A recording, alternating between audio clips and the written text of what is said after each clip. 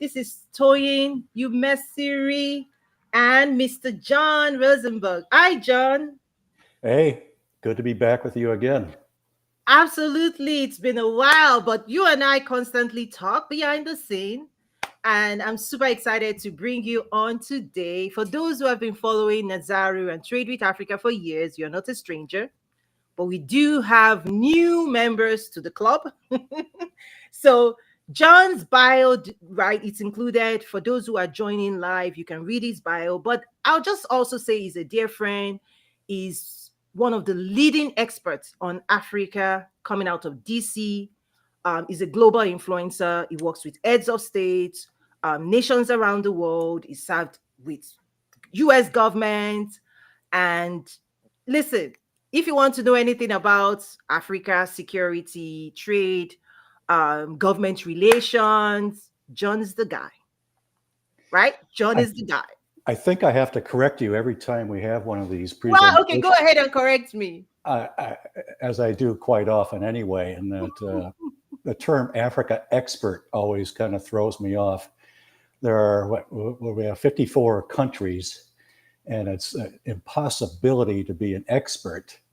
I use the term specialist, but anyway, Well, listen, if there's an expert in the world, I'll give you that accolade, right? So, expert, specialist, listen, I appreciate that. and also after almost 40 years now in Washington, and in fact, this is, I think, the first time on one of these broadcasts where I've actually been home. I'm up here on Capitol Hill. Seems like I'm always on the road. But yeah, nearly 40 years here in Washington. I am an expert in Washington. I'll say that. Yeah, let's keep it at that. Or specialist, whichever one you feel comfortable with. So, welcome. This we have a special one for you today. John, do you want to just give a little bit of background? Listen, you're one of those people. The way I describe you is like, listen, John is one of those people. Sometimes I'm careful what I ask him because of what you know, right? Where you've been, places. Go ahead Well, and I, just play a little bit. I, I don't like to give soft, easy answers. I like to tell it like it is. There's another expression I could use, but I won't say it in this forum. And that's often how I speak with dignitaries. When they ask a question, I'll give them a real answer. Mm-hmm. But yeah, like I said, I have been here in Washington almost 40 years. It's not counting all my years abroad, like many of us. We spent much time, not just, well, for me, not just in Africa, but all over the globe. 5 tours, Iraq, Afghanistan, serving in different capacities. Not in uniform, but as a civilian. I've lived in China, I've lived in Indonesia, all over East Europe, Central Europe, a little bit of time in South America. So yeah, the world over. And when I got out of college way back in the 1980s, I knew the one place I had to go was Washington, D.C. So I went from one coast to the next, from California to Washington, and I think this is the best place in the world to live. But to be frank, things are rather hectic and crazy right now. They were kind of hectic and crazy last year too, but as a lobbyist, that's why countries pay me. Mm-hmm. Make Yes. sense out of this. Right. And when you talk about civilian duties, listen, John, give a little bit about background on the work you've done for the US government, advisory, security, just a little bit, not too much, just so they know where you're coming from. I have been in and out of lobbying actually for more than 30 years. I was working on African affairs way back in the 90s, and not just Africa, but other issues too. And then I became a foreign correspondent. That was my ticket to the world, as I say. And that led eventually, when the Iraq and Afghanistan wars broke out, I served 2 tours in Iraq and Baghdad, traveling all over in different capacities. One as a historian. That was a great job, a historian for the Army, detailing, I know the word reconstruction of Iraq is kind of awkward, but that's what it was. Helped do some communications for General Petraeus and General Casey before him. In Afghanistan was a couple of intelligence assignments, advising the Afghan National Army. So yeah, it's always been interesting. It was wonderful to travel around those places. And yeah, you talk about challenges. I mean, Africa seems like a cakewalk, if you will, Mm. compared to especially Afghanistan and well and Iraq early on. Wow, wow. So let's just back up and just I want to get your take on the lay of the land, the state of the world today. John always has a crystal ball. He always says things that, he gives us insight. So what's your state just when you look at the world today and what's going on from a regional standpoint, from a national standpoint, even from Africa, just give us your perspective. The word craziness comes to mind. I mean, I've never seen the world in such flux and unpredictability. And how can you even talk about the Middle East and the attack on Iran? It just came out of the blue, and Africa. 10, 12 years ago, we were talking about how wonderful things were in Africa and all the positive developments and indicators, how all these long simmering wars had kind of faded from view, and now here we are back again. Then you go into the politics of the United States and the immigration issues and the right-wing parties sweeping across Europe. I don't know, where do you begin? All these things that were institutions we could rely on, like NATO, or now, is that going to survive? The banking, financial institutions, and various components of the United Nations are being dismissed. Institutions here in the United States, I grew up listening to the Voice of America, and that was one of the things that really attracted me and encouraged me to become someone who wanted to be a part of the world and travel the world, was shortwave radio, and Voice of America was an important part of that. And I have been close with the Voice of America now for about a couple decades, and it was always one of the things I could rely on when dignitaries came to town here to Washington from African capitals. I could get them on Africa 54, the TV show that's broadcast around the continent. And it was always such a fine source of information, good, accurate journalism. Now that's gone.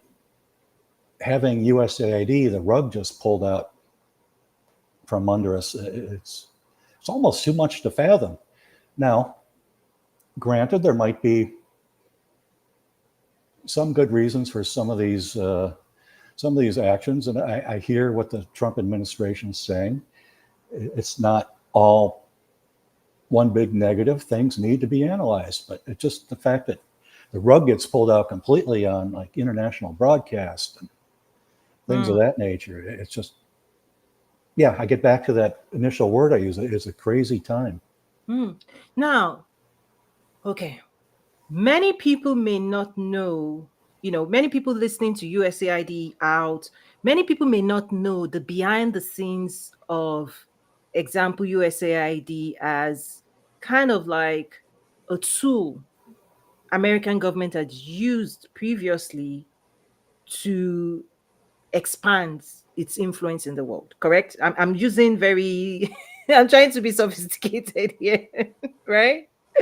Tell me, for those who may not understand USAID, on the surface, right? People talk about money being spent, all of those things, but really, how was USAID leveraged by America around the world, whether for security, for advancement, for influence, right? The one we really talk about is the goodwill, but it's beyond that, isn't it? the term that's often used is soft power, and Soft power. that's it suggests that soft power is somehow less of an influence than is kinetic hard power, military action, and Mm. the like. But it's not. It's crucially important. But let's face it, USAID, these institutions, similar institutions in other countries around the globe, they're also a force of power projection of that country. It's not just a benevolent, hey, let's do good around the world group. I mean, it's used to leverage U.S. business and other interests, Mm-hmm. but it also serves a big purpose. There's an article in the Washington Post today by Admiral McRaven. I encourage you, if you have access to the Post, where he's talking about some of these things and citing where I was in Iraq, Afghanistan, all these ambassadors, Negroponte, Kaluza, Chester Crocker, Hill, uh, Jim Jeffries, who I had the pleasure of seeing again just a couple of weeks ago, an event here in Washington.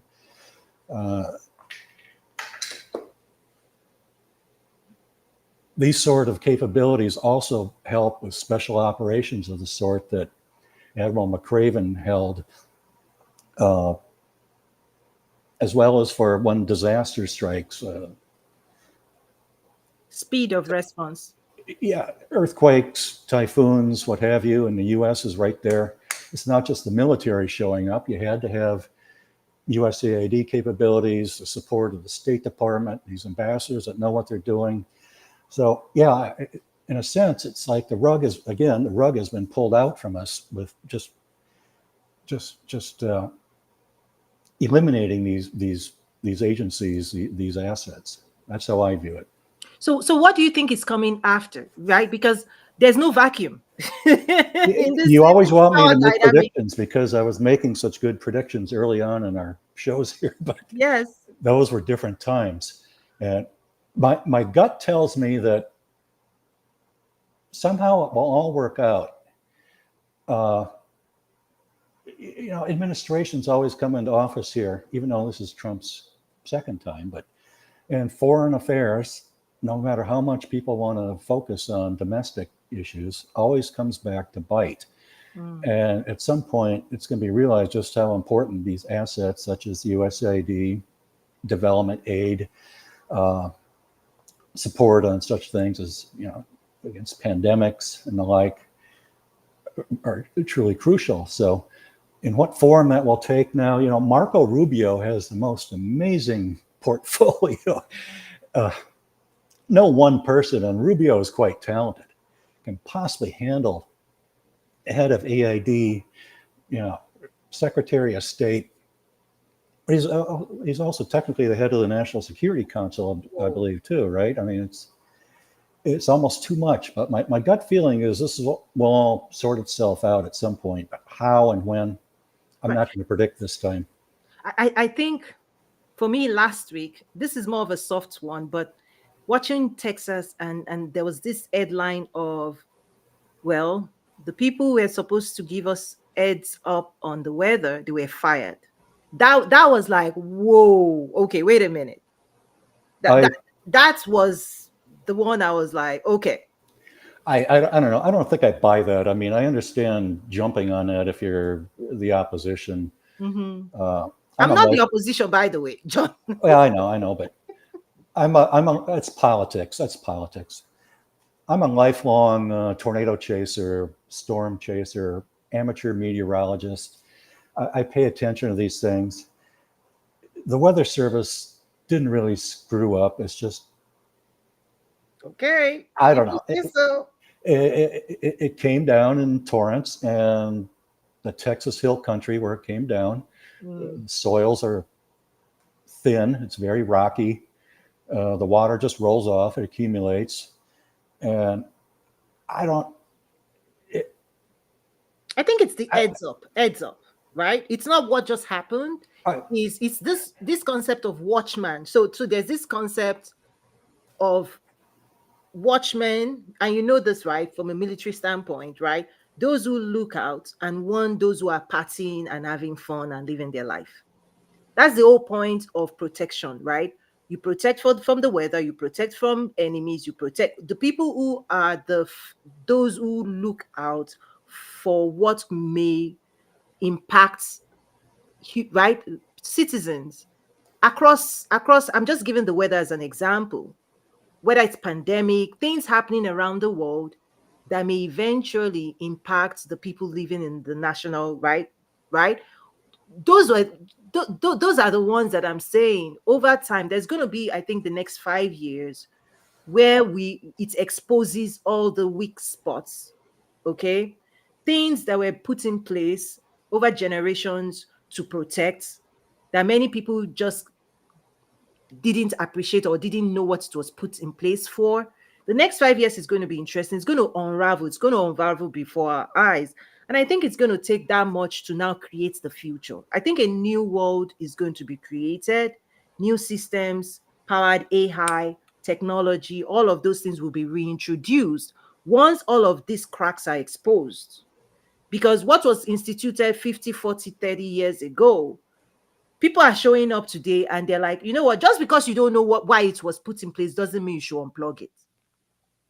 That's the interesting, that's some of the things of youthful, right? It's like people who don't know why it was put in place, they see something and they're like, you know what, let's just remove it. Well, eventually you're going to understand, right, why 30, 40, 50 years ago those things were put in place. So that's just my philosophical outlook on this. The next Noah, 5 years we will see what really the effect is or would be. Noah and the National Weather Service does just an incredible job. I mean, you look back, I'm older than you, but Of course. I look at the forecasting from when I was a kid, even paying attention. And, I had wanted to become a meteorologist when I was actually Mm, in grade school and junior high school, but I couldn't handle the mathematics. So I went mm. into journalism and politics. Wow. But it has advanced to such a degree that it's astonishing as to how good it is. And Mm. I'm afraid that, yes, cuts are being made without any real thought. And will it come back to bite us, like you were just saying, that people didn't appreciate? Uh, I don't know. Time will tell. But Yeah. Any take on Russia, Ukraine? Sensitive? I I was encouraged the other day by uh, Trump and his now desire to keep sending Ukraine arms, Mm. kind of a different route that we've never seen before, where the NATO allies will supply it. But I was encouraged by that. But, even here, it changes, seems to change, not week to week, but almost month to month. But I'm encouraged as someone who strongly supports the Ukrainians. Mm. I think that was a good sign. Awesome. How about U- Ukraine, South Africa, Russia, South? There's just something there. In what regard? Okay, so one of the things is about food.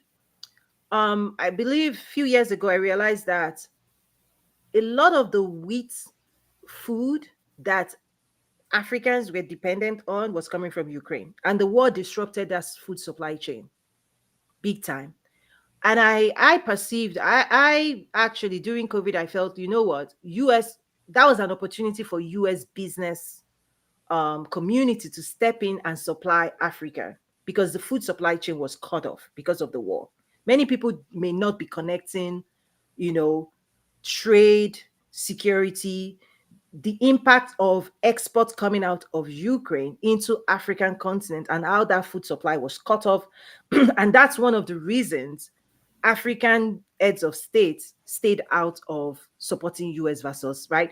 There was this game for a while where US wanted Africans to be on their side, and they were like, no, listen, those who feed our who are giving us our bread and butter, we are going to stay out of this war. We're not going to pick side. So you realize that, particularly South Africa, they've tried to be friends with everybody.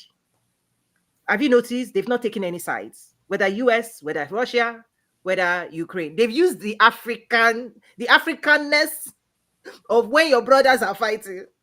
Remain friends. Let them settle their fight. So there's an African culture being used. Like, we're not going to say the enemy of a friend. You know that saying, that American side. True Africanism has showed up, that Africans know who is feeding them, and they know they want to remain friends with US, Russia, Ukraine, all at the same time. I I subscribe to the Henry Kissinger way of looking at geopolitics, in that you should expect nations to have their own foreign policy, their own foreign policy priorities. Mm-hmm. So I don't quite, frankly, understand this animosity towards South Africa. It doesn't make sense to me. I mean, it is what it is. I mean, I worked the anti-apartheid movement back in the day and had the pleasure of meeting Nelson Mandela twice. And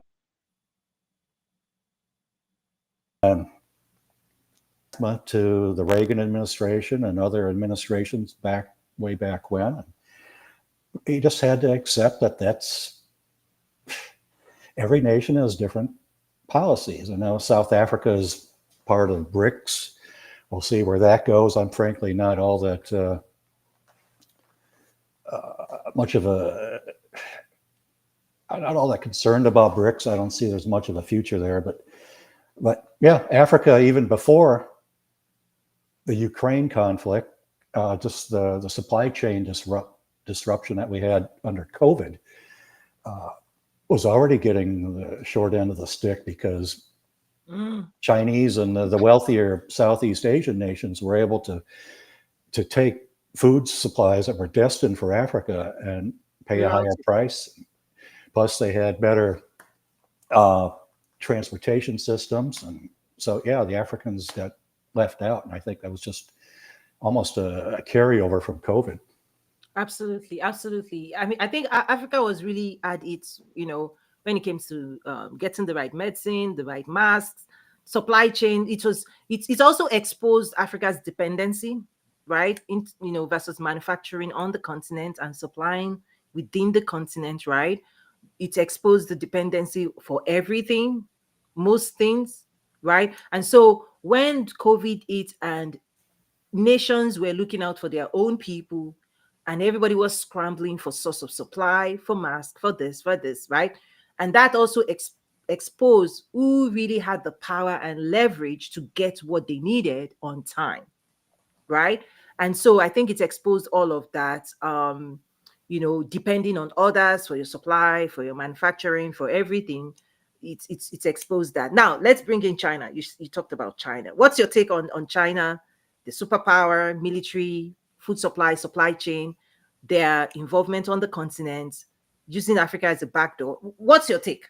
I don't think it's really changed since our previous conversations. I don't remember how much we got into China in particular, but this administration, this Congress, everything's China, China, China, in the way that Russia was back, or the Soviets were back in the day.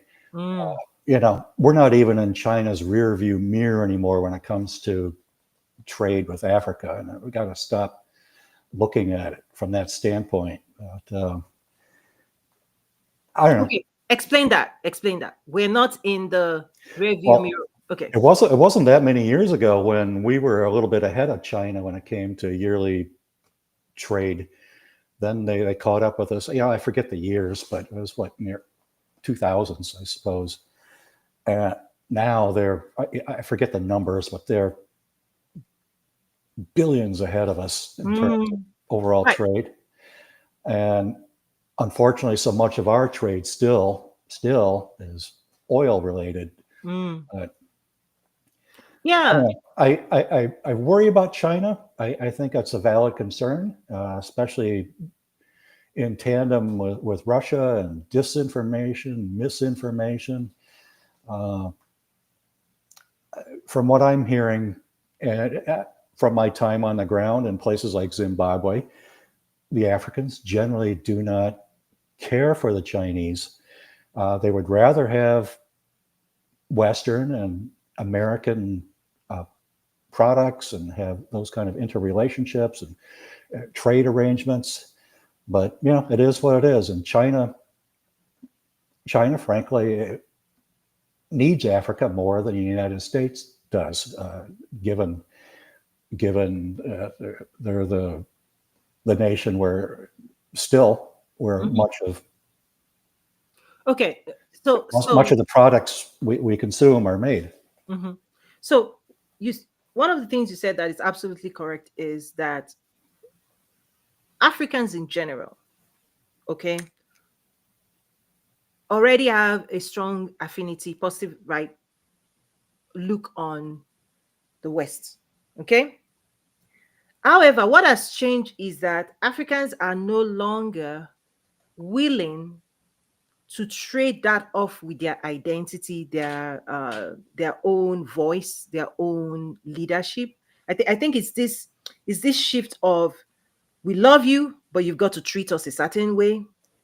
And so the entry point for China is China treats Africa the way Africans want to be treated, with respect, dignity, and China knows how to design a win-win.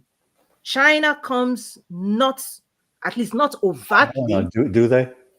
No, no, no. This is where overt and Win-win? I don't covert. know about Let's that. talk about strategy here.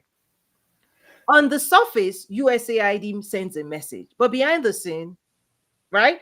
China is using the same strategy. They will tell you what you want to hear. Do you understand? They will treat you the way you want to be treated. They can listen, the culture, they can bow to you, which Africans love that gesture. Now, what you are going to still sell, what you are still going to lose if you refuse to still read the fine print to listen, China knows how to play the game. That's all I'm saying. When Americans keep coming and say we're going to save you, hero complex, listen, Africa is saying we don't want any hero anymore. Let us be our own hero. Can you take the passenger seat and let us learn how to drive our own car? Don't keep taking our car from us. Don't keep telling us you know how to drive better than we do. At what point are Africans going to learn how to drive their own future? They are looking for partners, not heroes. Okay? So, because of that expectation, China knows how to play. Listen, drive your car. If you like, drive yourself off the cliff. Well, Right? speaking, I know you're using cars just, Analogy, yeah, storytelling. but South Africa right now, again, getting back to South Africa and these tariffs, uh, what is it? 40% of their auto industry is shipped to the United States, and now these tariffs are absolutely going to kill Can that. yeah. But yeah, I hear what you're saying. The French, especially in my opinion, have long been way, way, way arrogant, and that is catching up with them in a big time. I mean, you look at what has happened with them, especially across northern Africa. It's just it's stunning that fall. And frankly, I don't blame these countries, these political leaders. Now, some of it may have to do, with the misinformation and these information operations, sort of campaigns, if you will, Right. by Russia and China. But yeah, the French have just behaved poorly, arrogantly towards Africans Forever. for centuries. And Yep. Americans still have not quite that same baggage, but it's just lecturing. Look, look, last week, this has always bothered me. Okay. African leaders go to Beijing one at a time, and they're greeted one at a time. They Here we put these had guys in the bus. And the it's an improvement. It's an improvement. We had 5 leaders, okay, last week, moment. and I, Woo! I could go off on a tangent here, but Let's cool it off. well, they, Oh my lord. you know, uh, Oh my gosh. they should be met one at a time. They don't have time. America doesn't have time for that. Yeah, but they should. They Respecting should. dignitaries. And the They've not, same, they want to the cut same, to the chase. the same. And yeah. I'm guilty of this too. I mean, every 4 years I write and get published somewhere about what should be our Africa plan. In fact, I don't really believe we should have an Africa plan.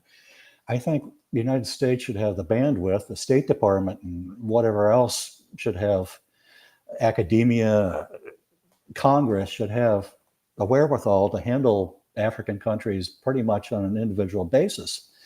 But at least now, I'll give this administration credit. What is it, a 7-point plan, bullet points, kind of like what Newt Gingrich had years ago with the contract for America. Nice, simple, easy to understand. But yeah, I think they're really hitting on something. Listen, here's the deal. Those who don't bother to find out how you think, what your needs are, how you want your future to be, do they really deserve a place in your heart? I'm going to use storytelling today. Okay?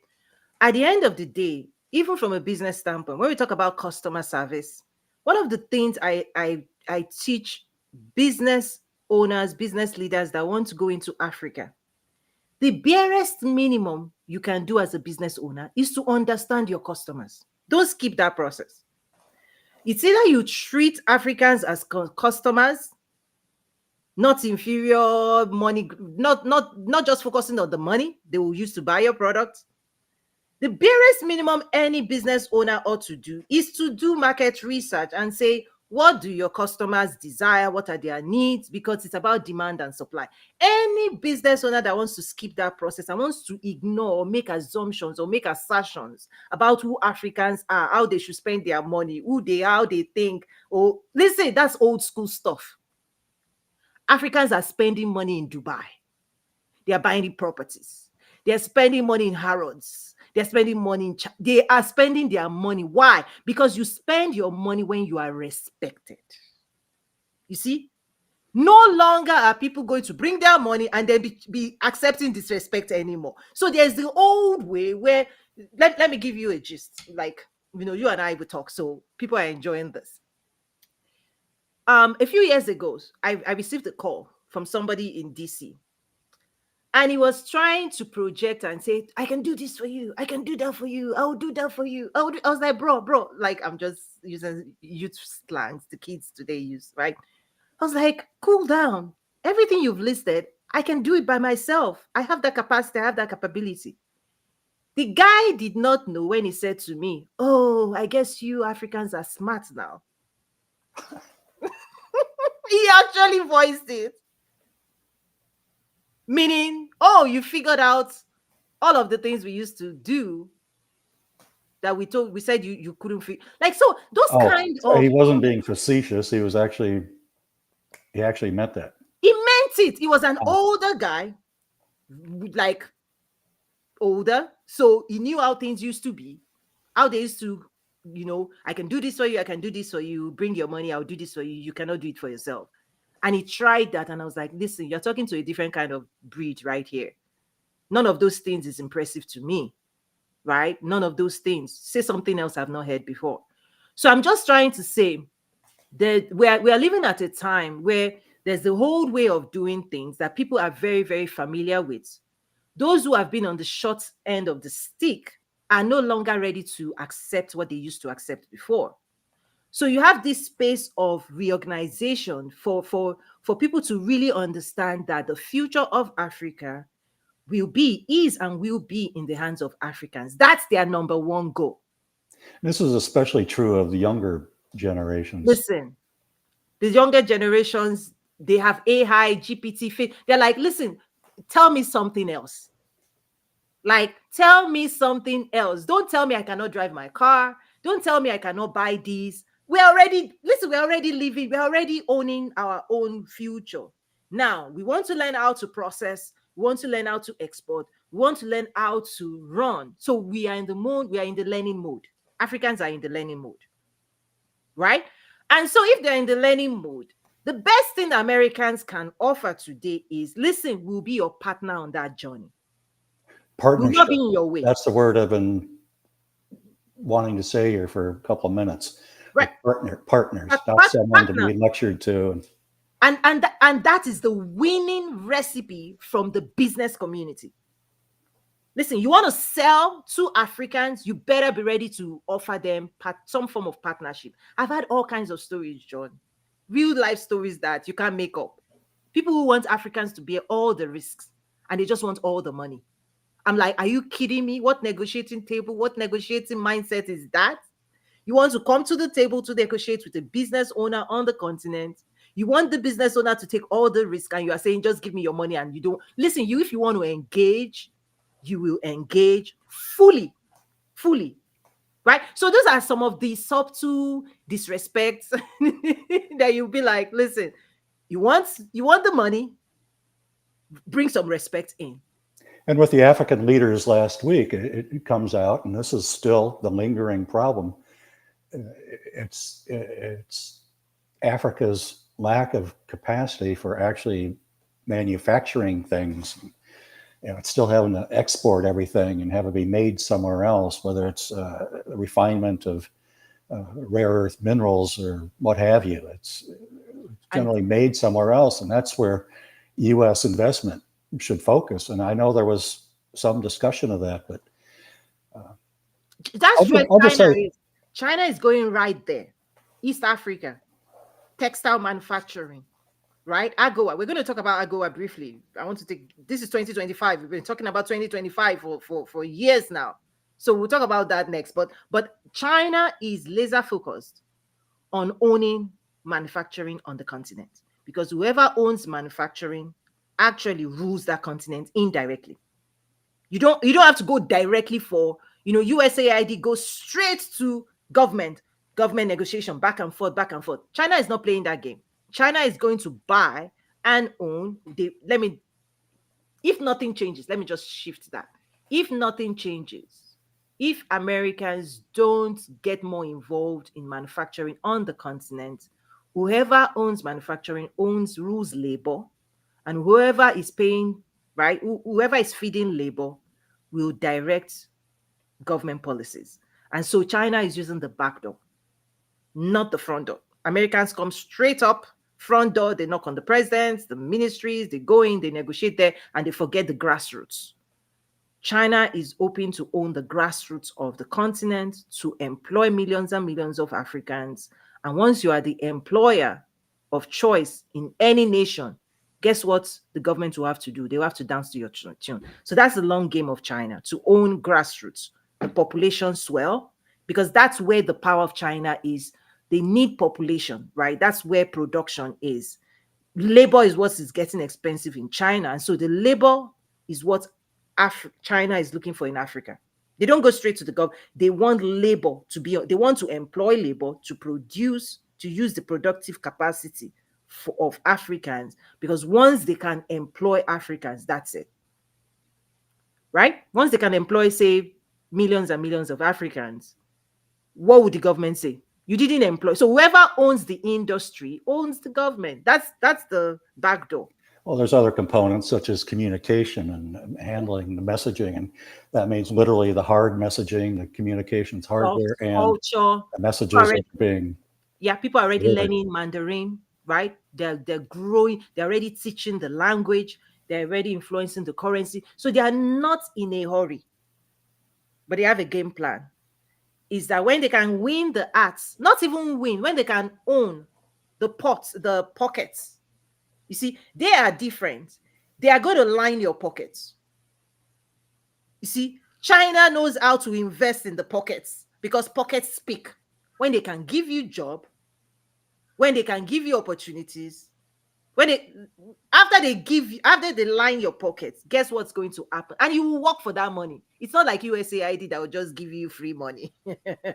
That money China will give you, you will work and sweat for it. Now, when they own that pocket, the pocketbook of Africa, what would they do on the continent? Well, I know our last substantive conversation, Kenya was it's still having difficulties, but it was in flux. There were lots of demonstrations on the streets, and you were raising at that point the IMF, World Bank, and how those kind of arrangements are not setting well, especially with the younger people in places like Nairobi. It's not. Listen, at the end of the day, one of the things that the West has done in Africa is to separate the elites from the masses. And these are elites, like, just because you support the leadership on the continent, you've got to start listening to what the masses and the youth are saying about that same government, right? Before, the West felt as long as the heads of states were in their own dancing to their tune, then it meant the entire nation was on their side. No longer.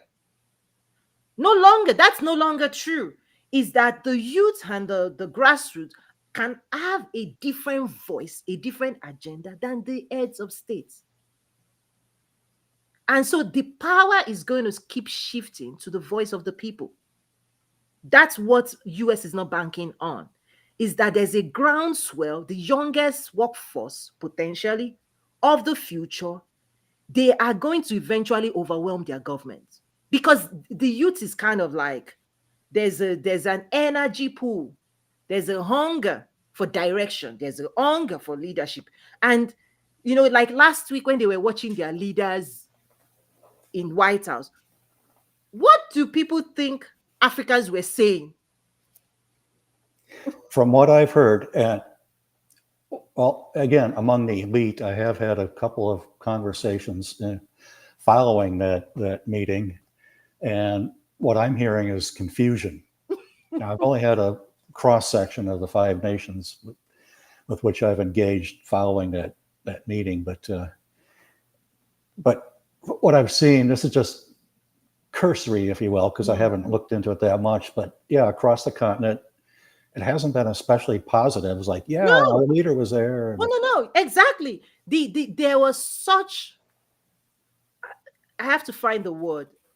Africans were seriously disappointed at their leaders. Not just how the leaders, it's one thing for the leaders to be disrespected or not treated with honor. The leaders themselves, how they represented themselves and their nation, the nations are not approving that. If I Like, could, we're bigger than that. Like, you didn't represent our interests. You didn't demonstrate our power on the world stage. You didn't show any form of force. You just went there and you just stood. Like, is that who we are? Africans were like, no. Generally speaking, Africans were not, they were not happy, not just at what other people did. They weren't happy with their own leaders representing them, their own nations. They were like, that's not the best of us. this is a little bit of a tangent, I suppose, but Mhm. one of the most annoying things as a lobbyist request that you always get it, not just from prime ministers and presidents, even from like presidential aspirants and others. They always want a meeting with the American president. Always, always. It's such an annoying request. I mean, would you rather come here and get stuff done? And take Liberia. If you remember back during the Reagan years, Samuel Doe came here, Mm, the Liberian president, mm, and Ronald Reagan introduced him as President Mo. mm.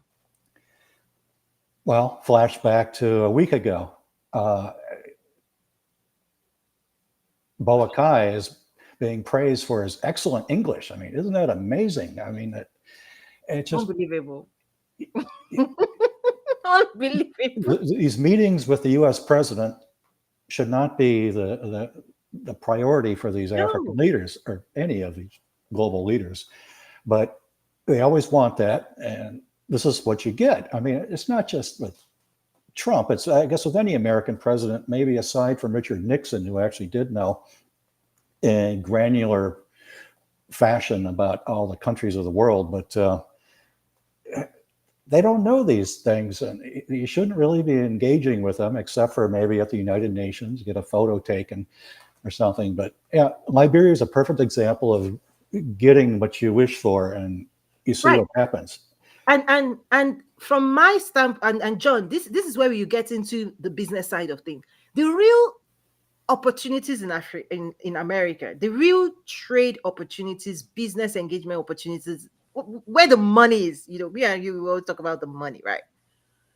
That's the one they pay no attention to, right? corporate America, corporate Africa engaging, doing deals, and getting the government to support those deals. So outside of DC, you are in DC, outside of DC. When I sit around and part of the opportunities, they are local level, state level, right? Trade opportunity, manufacturing opportunity, import opportunities, like export. That's my own focus area where I continue to encourage. Listen, DC is DC. Do your handshake, media, shake hands, do all of those stuff. But the real money, the real economic engine of growth is not aid, it's trade. And government led trade is aid. I've covered this in my But these, training, yeah, sorry, these institutions though are Washington based that help American companies do this kind of and I'm trade saying and investment. I mean, these are Washington instruments. They keep changing all the time. Trump and the last administration changed some.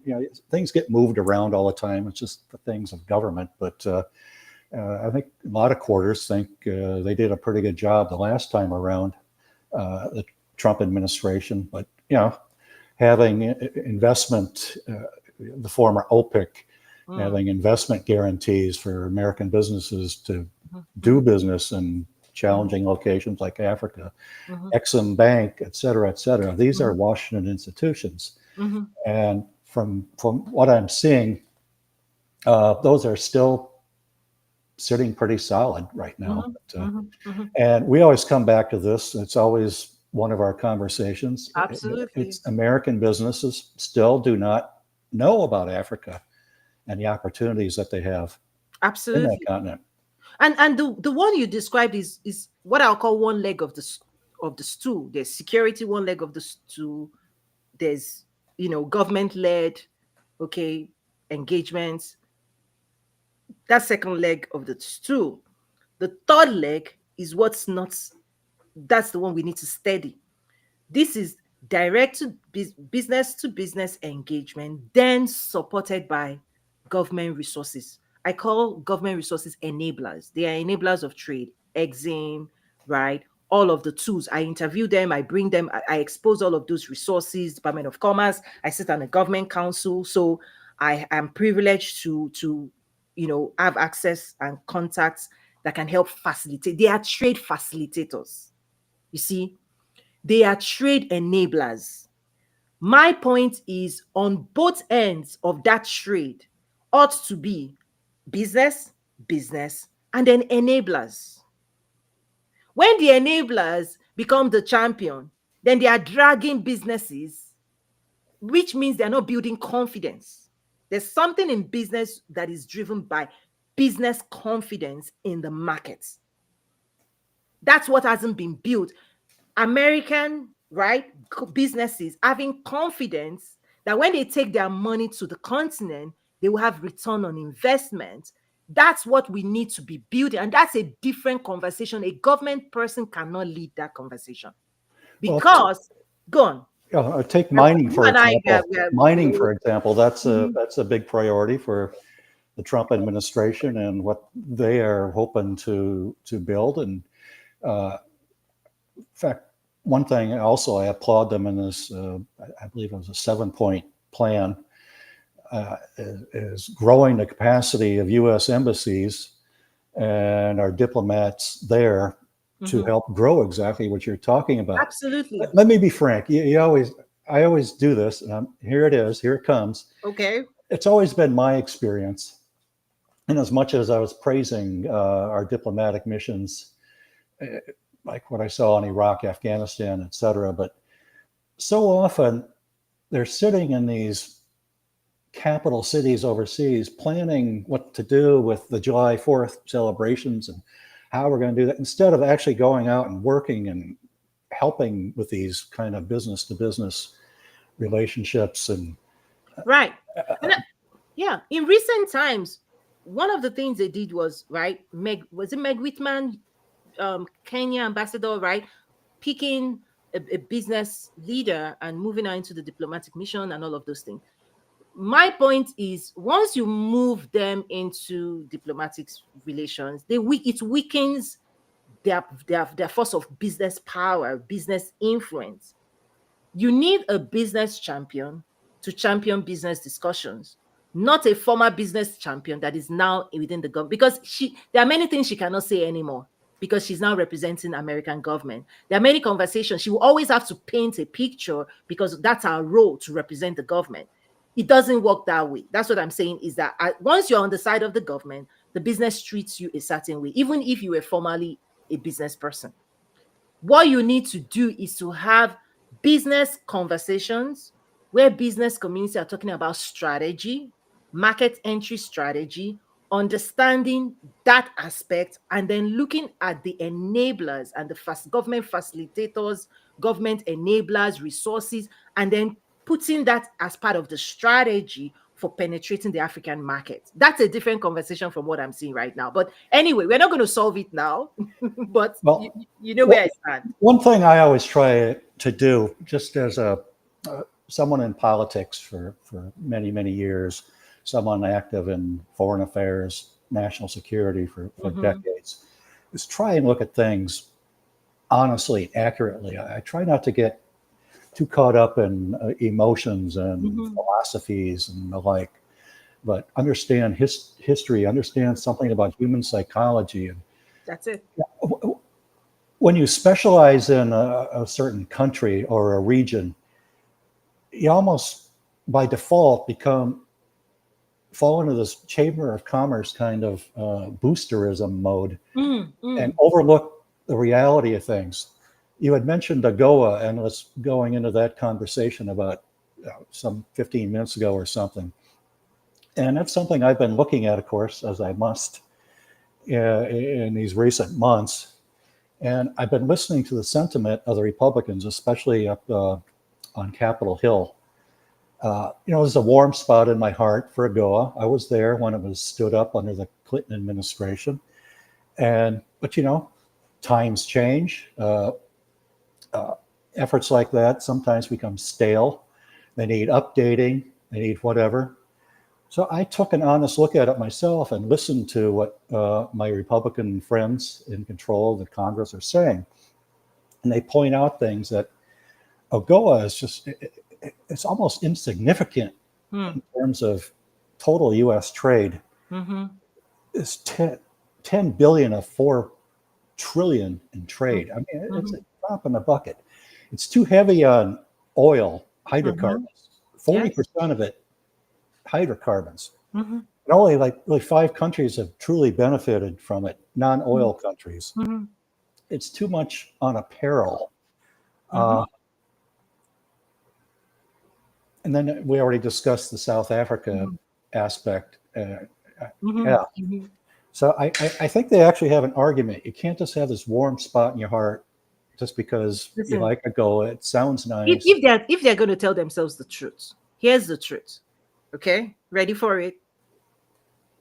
You can have a policy on paper, but if you refuse to educate and enlighten the people that would use that policy, it's going to underperform. That's the truth of any policy. The people who AGOA is for do not have the capabilities, do not have the knowledge base, do not have the skills, even after how many years. Here in Chicago, have I told you that story before? When I I'm moved not here, sure. I went to Chicago.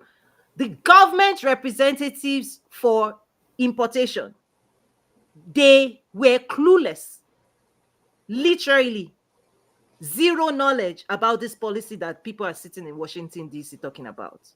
So here's the truth. If they really want to face the truth, what investment was put in place by the US government and the African government to institutionalize? What institutions were erected to maintain and drive trade? Trade does not just happen by itself on paper. You can sign anything.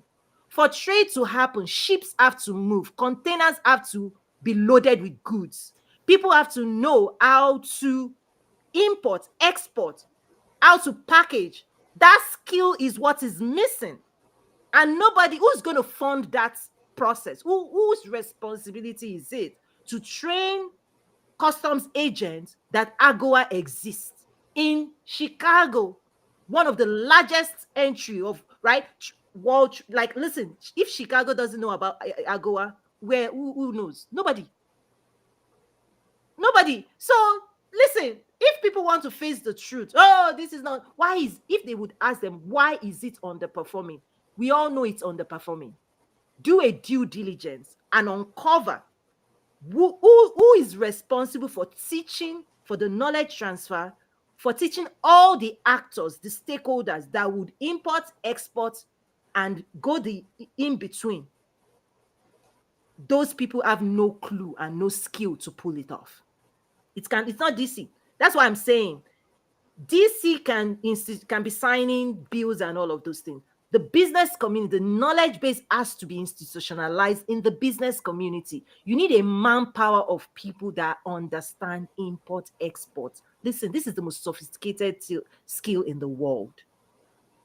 That's it. Global trade. I served as a strategist for the world's largest, retailer.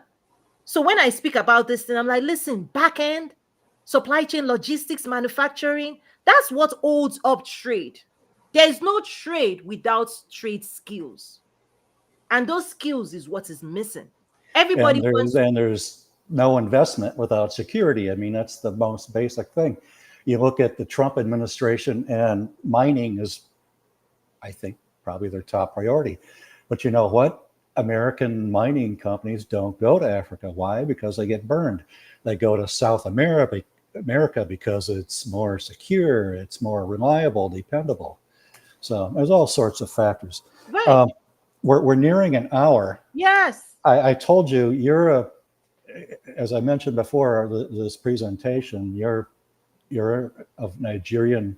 Are you dual citizen? I forget. Yes, yes, yes, yes, yes. They're from the South.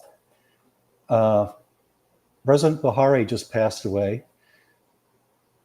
Mm. It caught me by surprise. It shouldn't, but he's an older man. But there's a story, someone who had a comeback, just like Muhammad Ali, George Foreman, Donald Trump.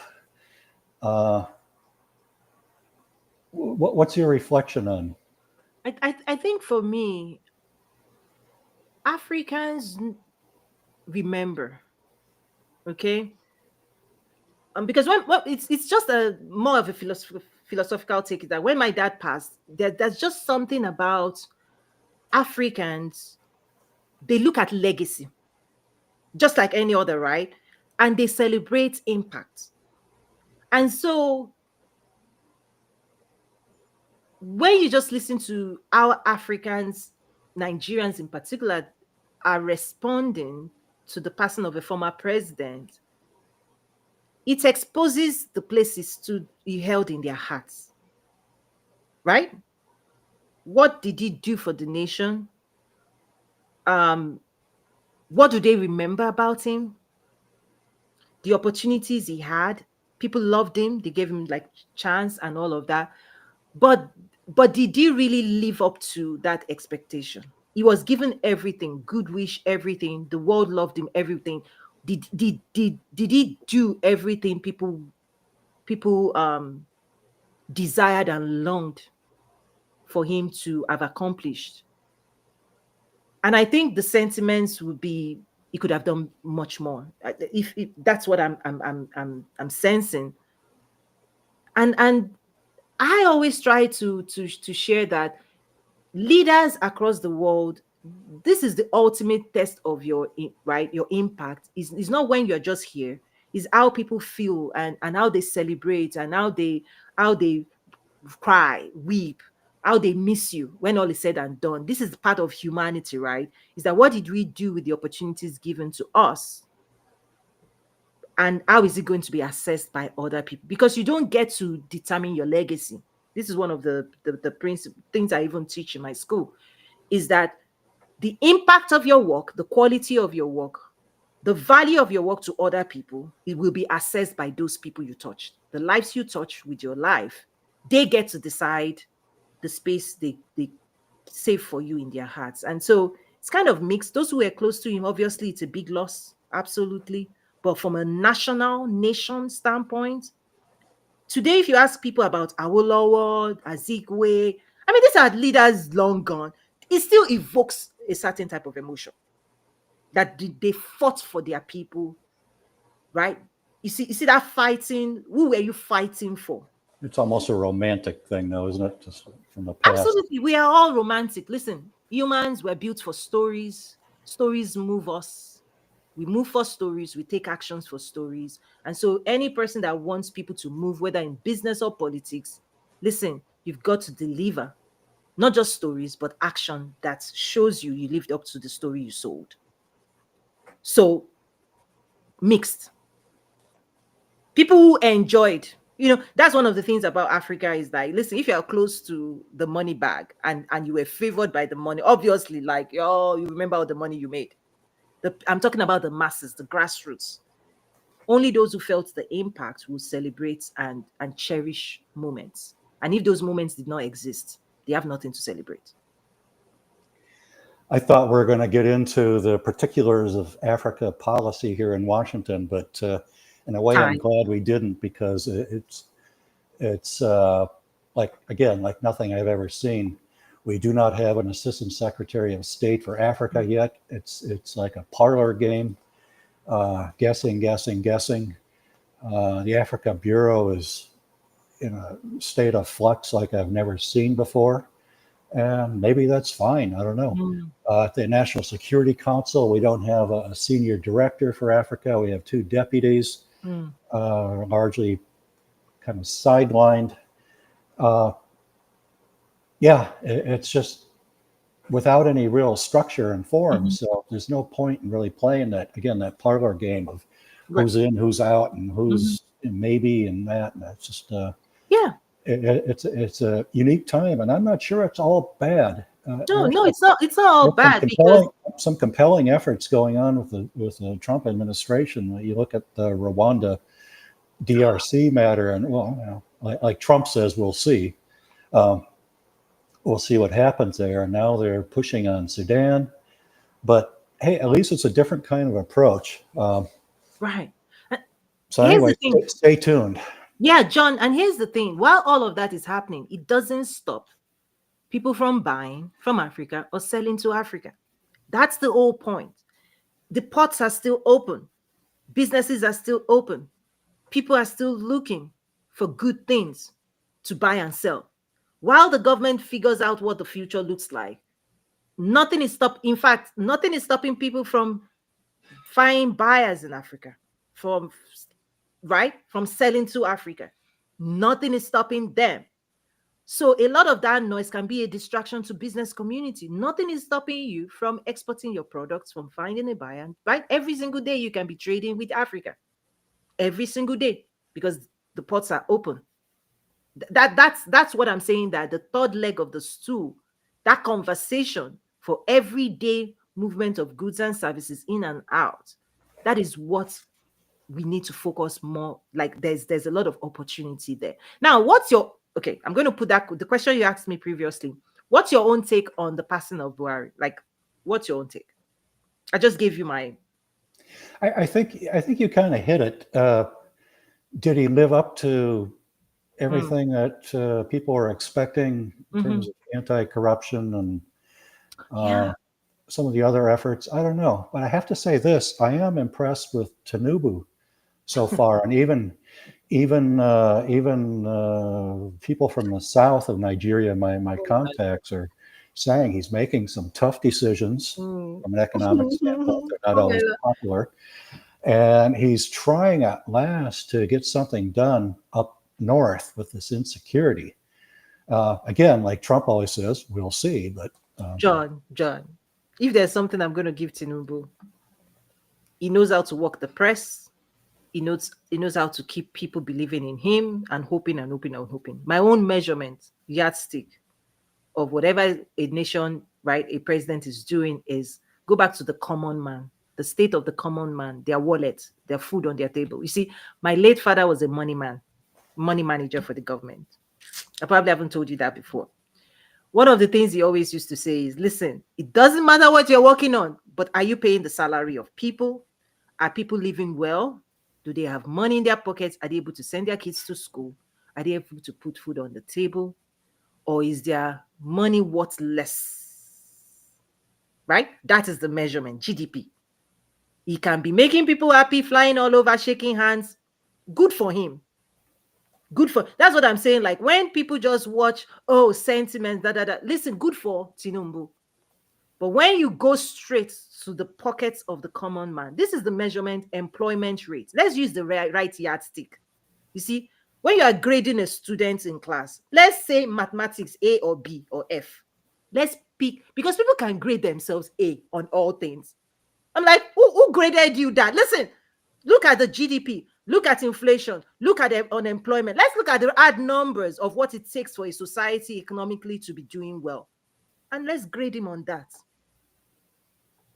You realize the GDP of Nigeria is about the same as my home state of Minnesota? Listen, Nigeria has so And much incredible that's the engine potential. of Africa. And there's a Yeah. lot of, I mean, it's too much for anyone to just come in and boom, things are John, fixed. have you And looked never at all the exchange common rate, man is all of a sudden, has US Nigeria exchange rates? Give me a break. That stuff is, it only favors American going into Nigeria, not Nigerians. That's why the way Nigerians will win is to get exports. Because that's the only way. You want to be earning that dollar, you want to be earning that euro and bringing it in. Anybody importing in Nigeria right now, listen, exchange rate is like, really? Are you, when you see those number, you'll be like, are you kidding me? and you realize that 2040 or so, Nigeria, maybe Pakistan, maybe Indonesia will have the same population and surpass the United States. Yeah. How are you going to have that many people and have the common man be Well, lifted it's all out? about productivity. These Who's are other going to discussions. employ? John, it's about employment, right? If we're having babies, good for us. Africans are they're in the business of multiplying. Good for us. We have the land. Listen, who is going to employ? Who is going to train? Human capital development is the number one issue Africans need to be worrying about. Right? But they're not having that conversation.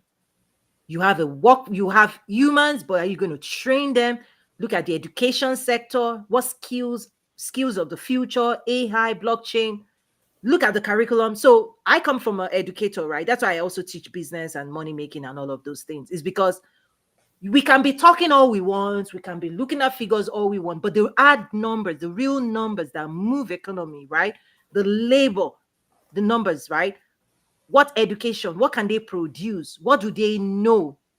Can they compete with other parts of the world in math and science, in technology? Where does Nigerians rank? Those are the things I want to see. Those are the conversations I want to hear about. I don't want sentiments. Oh, is my this, is my that, is flying here, is shaking here. Good for them. Journalists would love that, wouldn't they? I'm talking about money. John, where's the money? How do you make the money? Because once you make the money, you leave politicians alone. You see, you leave them alone. Let them do whatever they want to do. When businesses figure out how to make money, we will be watching news and laughing. But when you've not made the money, listen, what do? People have to go to school, people have to buy things. So that's where I'm playing. Show me Sports. every You have single to day. turn That's to what I'm thinking sports. about. Sorry, John, go on. No, you have to turn to sports. Sports, yes. You have to distract people, right? You have to numb people. You see, when there's no money, when money is tight, you numb people with sports, entertainment, and all of those things. Yeah. But ultimately, productivity requires people to roll up their sleeves, get to work, producing things, moving goods, moving service, and those policies ought to be enabling that. Well, we have so John, much more to talk about, but Toyin we're for over an president. hour. You're the host, but We're good. We're good. This has been great. You and I, we always take offline, right? Anything else you want to share today? We will have to bring you back, John. Literally, you and I can start a show and just be talking. We are both talkers. We enjoy. We are in the business of well, we touched communication. upon AGOA. I want to go into Millennium Challenge. I want Mhm. to talk about the African Continental Free Trade. Woo! Lots of other things I had written down here. Oh my gosh. But yeah, I think we have to Let's spend. do Okay, that I'm going another to let time. you do all the talking now. Go. What's on your mind? Yeah, Wrap we'll up. do that. We'll do that another time. You want me to bring? Okay, so we'll Yeah, plan to I to need to bring get you going. back. We have a long list. African free trade. Yes, we'll talk about that. All Yes. these different institutions here in the United States that are on the verge of, if they haven't already been eliminated, Oof. that impact. Uh, Burkina Faso, Mali, Niger. I was wanting to talk about that, but another time. Okay, another time. John is a friend of I, yours. I've been very active the past number of months here with, especially within the African, not just African, but the diplomatic community. And it's interesting to get their perspective of what's going on and give my perspective to them. But we'll continue the talk. Okay, so what I'm gonna do, we're gonna process this video. I'm gonna ask people to drop more questions. Like so now you know John will be back. Whatever questions you have for John, you're gonna drop it. I'll pull those together and then we'll schedule another time to bring John back to Everyone talk. tuned in. I see someone here asking, is it live? Yes. Yes, Um, but anyway, thanks to everyone tuning in. absolutely. Thank you, John. I really appreciate you. So we'll bring you back and then we'll bring in more questions. Okay. God Always bless good to you. see you. Absolutely. Bye.